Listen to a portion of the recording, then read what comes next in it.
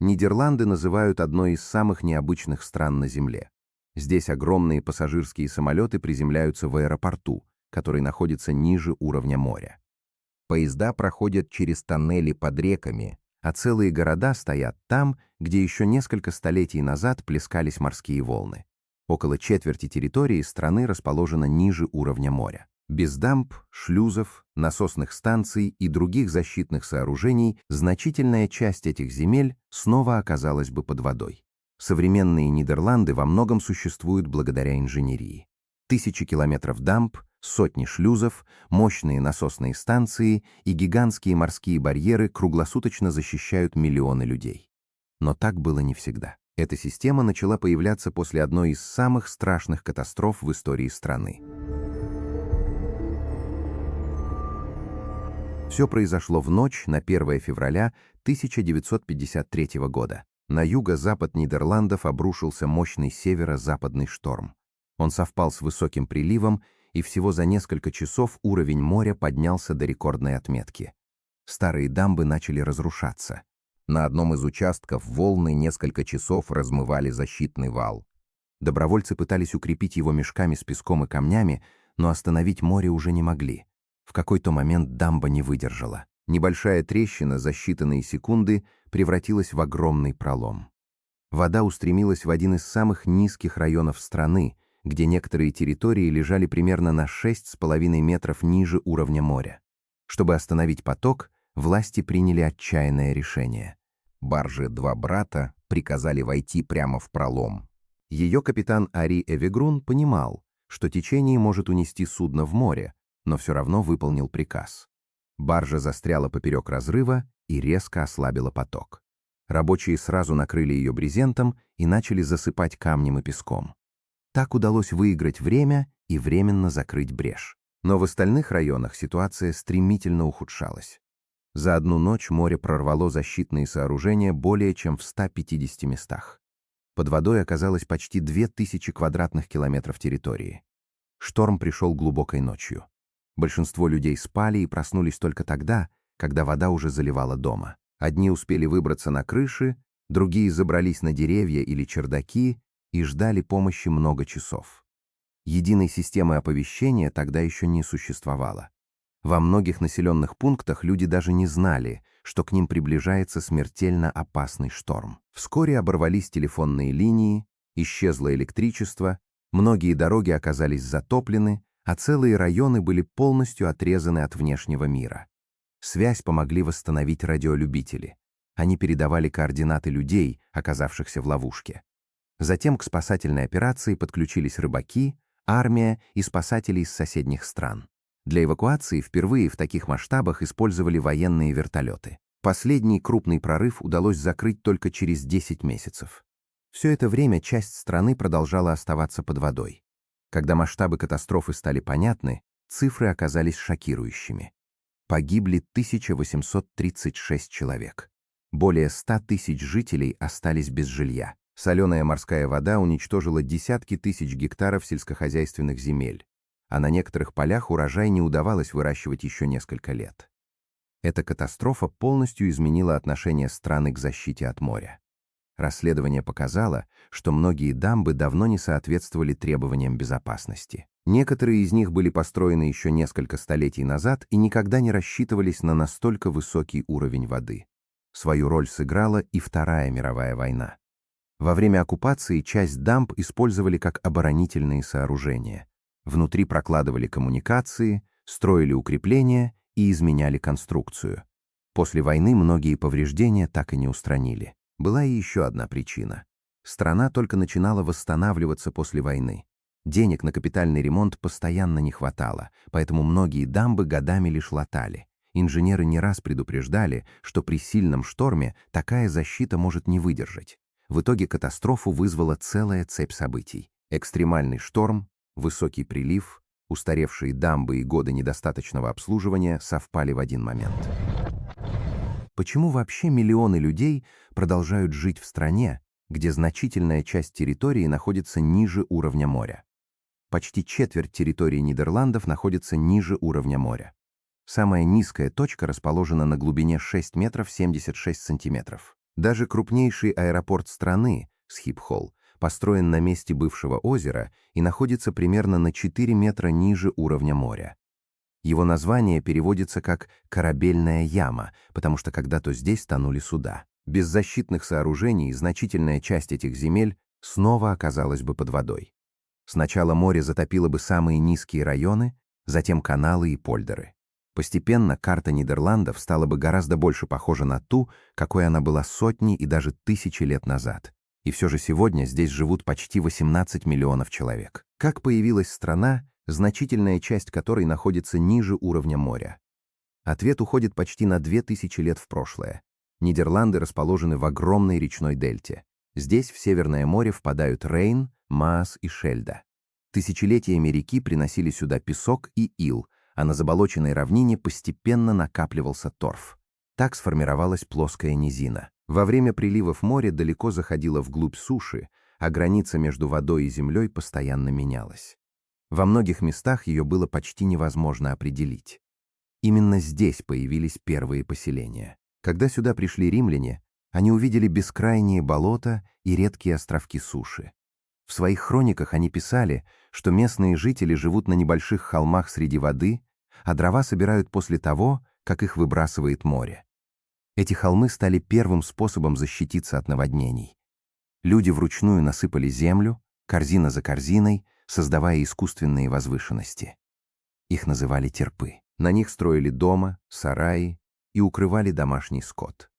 Когда равнину затапливало, над водой оставались только эти холмы. Многие терпы сохранились до наших дней. На некоторых до сих пор находятся церкви и фермы, которым уже несколько сотен лет. Сначала люди не пытались победить море, они учились жить рядом с ним. Но примерно 1000 лет назад все изменилось. Вместо отдельных холмов начали строить первые дамбы. Они защищали деревни и поля от приливов. Позже люди научились не только сдерживать воду, но и откачивать ее за пределы огражденных участков. Так появились польдеры. Земли, буквально отвоеванные у моря. Принцип их работы прост. Сначала участок окружают дамбой. Затем внутри прокладывают сеть каналов. Насосы непрерывно перекачивают воду за пределы польдера, в реки или обратно в море. Только после этого землю можно использовать для полей, дорог и городов. Но такая система работает только при одном условии. Насосные станции не могут останавливаться. Вода постоянно просачивается через грунт, приходит с дождями и попадает в каналы из рек. Если перестать ее откачивать, польдер постепенно снова превратится в озеро. Когда-то вместо насосов использовали ветряные мельницы. Большинство голландских мельниц мололи вовсе не зерно. Их главной задачей была борьба с водой. Ветер вращал огромное колесо, которое поднимало воду из низины в канал за дамбой. Одна мельница могла поднять ее лишь на несколько метров. Если этого было недостаточно, рядом строили вторую, затем третью. Так вода ступень за ступенью поднималась все выше. Именно с помощью таких мельниц голландцы осушили десятки озер. На их месте появились деревни и целые города. В Киндердейке до сих пор сохранились 19 исторических мельниц. Они напоминают, как несколько столетий работала вся система защиты страны. Сегодня их заменили электрические и дизельные насосные станции. По всей стране круглосуточно работают тысячи насосных станций. Самые мощные способны перекачивать сотни тысяч литров воды каждую минуту. Если хотя бы часть из них остановится, вода постепенно начнет возвращаться. Но у этой системы есть и обратная сторона. Когда воду постоянно откачивают, торф высыхает и сжимается. Из-за этого поверхность земли медленно опускается. Возникает парадокс. Чем дольше люди осушают территорию, тем ниже она становится. В некоторых районах за последние несколько столетий поверхность земли опустилась еще на несколько метров. Высохший торф постепенно разлагается и начинает выделять углекислый газ. Поэтому осушенные торфяники сегодня считаются одним из крупнейших источников парниковых выбросов в Нидерландах. Чтобы сохранить эти земли, насосы должны работать постоянно.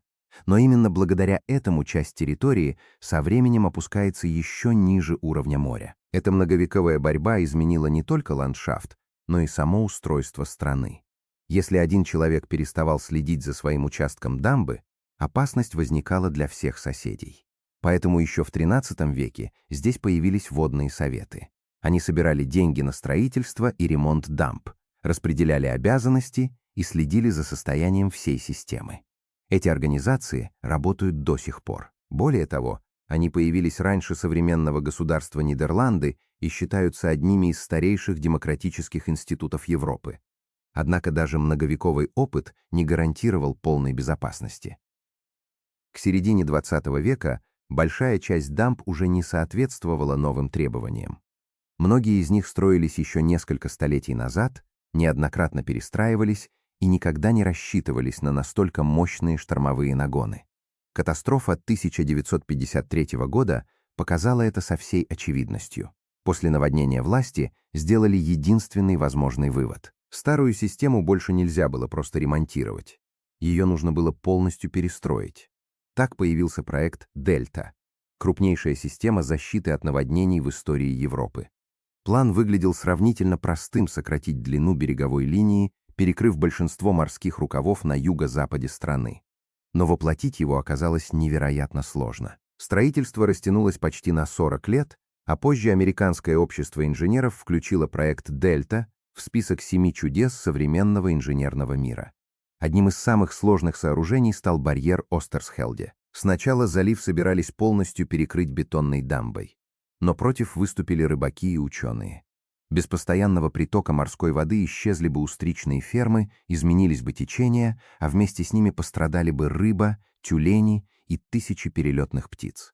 Вместо обычной дамбы инженеры построили гигантский подвижный барьер длиной почти 9 километров. В обычные дни его затворы остаются открытыми, и море свободно проходит через залив.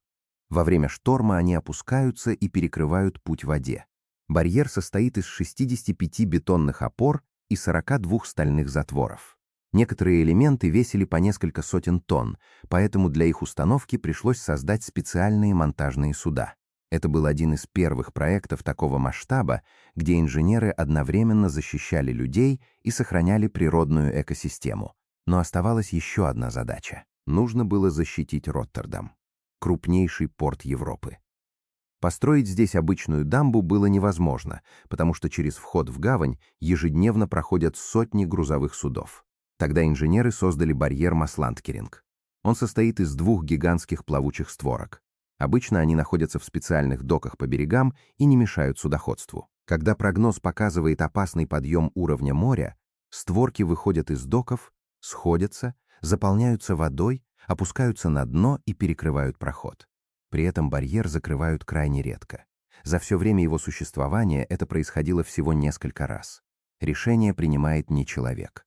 Компьютер непрерывно анализирует уровень моря, скорость ветра и прогноз погоды. Если риск становится слишком высоким, система автоматически начинает закрытие. Но стремление изменить побережье началось еще до проекта «Дельта». В начале XX века голландцы перекрыли огромный морской залив Зёйдерзе, который веками становился причиной разрушительных наводнений. Для этого построили дамбу Афслёйддейк длиной 32 километра. Она отделила залив от Северного моря. Со временем соленая вода превратилась в пресную, и здесь образовалось озеро Эйселмер, крупнейшее пресноводное озеро страны. Позже часть озера осушили. Так появилась провинция Флеволанд, крупнейшая искусственно созданная территория в мире.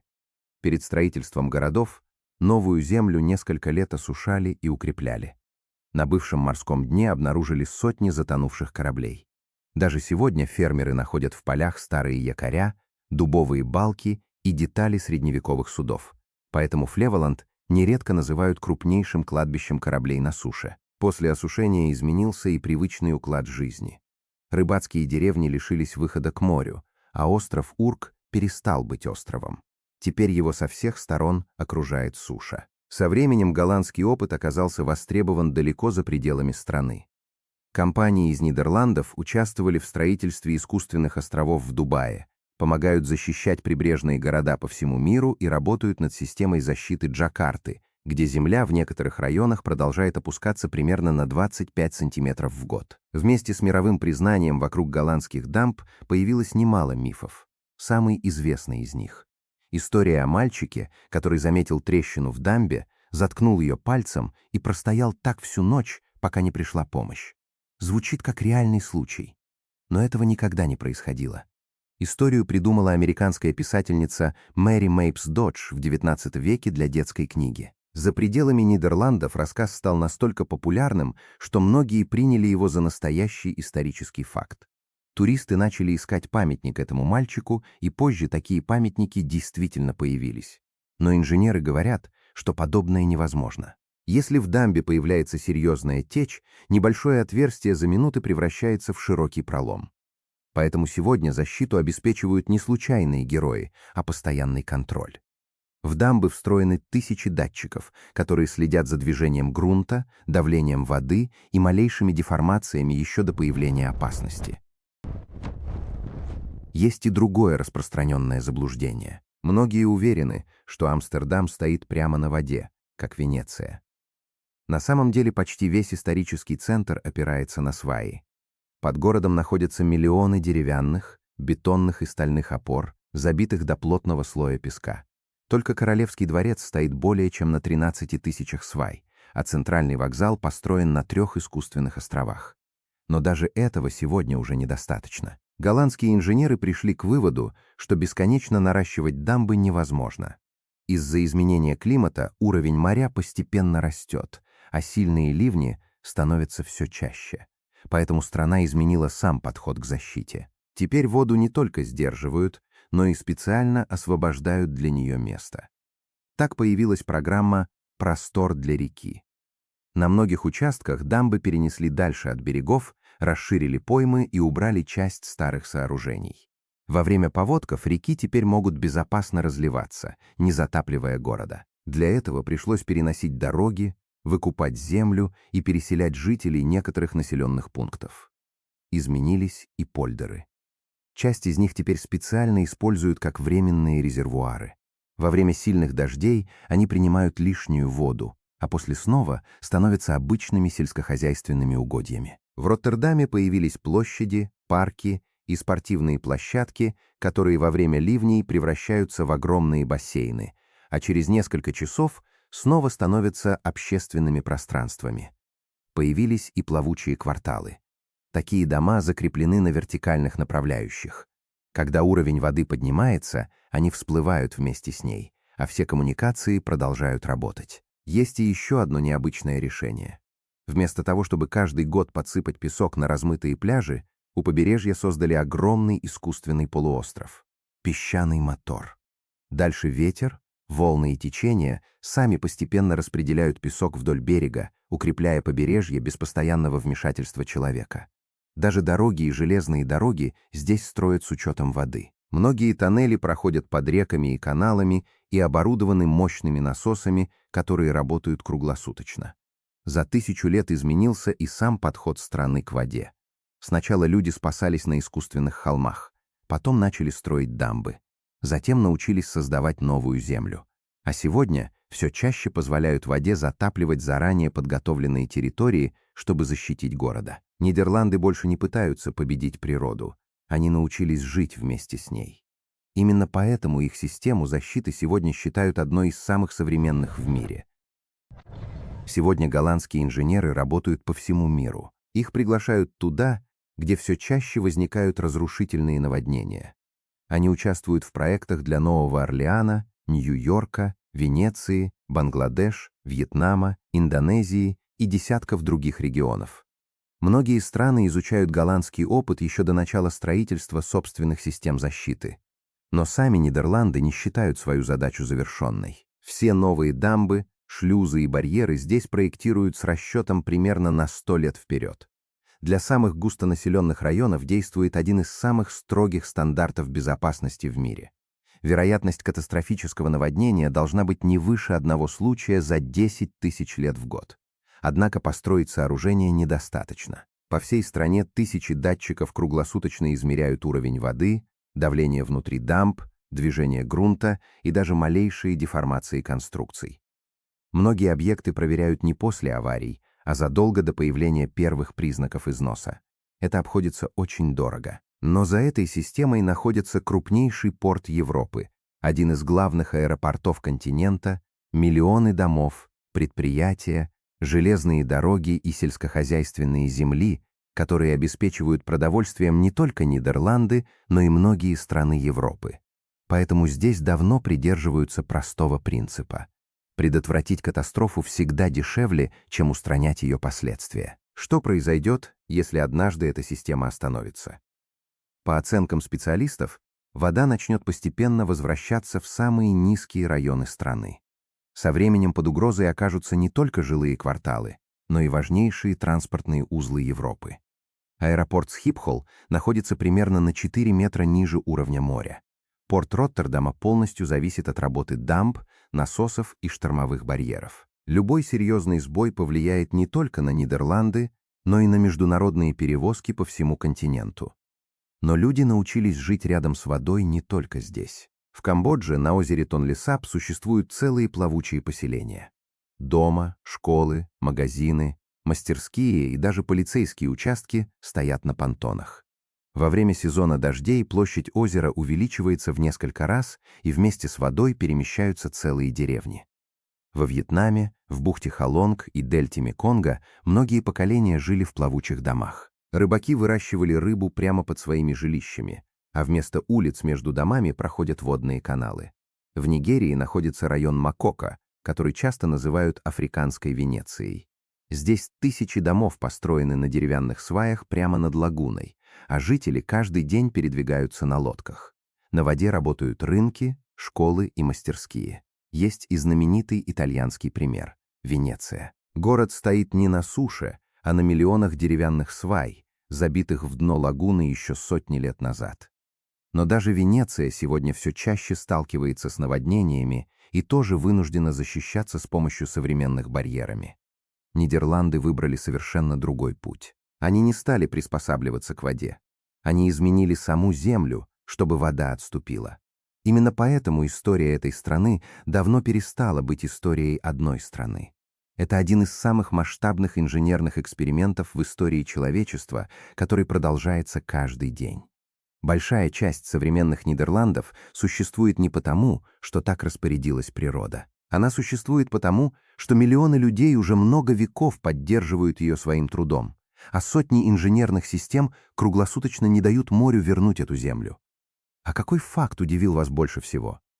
То, что крупнейший аэропорт страны находится ниже уровня моря, что целая провинция появилась на месте бывшего морского залива, или то, что уже много веков существования значительной части Нидерландов зависит от работы насосов, дамб и штормовых барьеров. Напишите свой ответ в комментариях.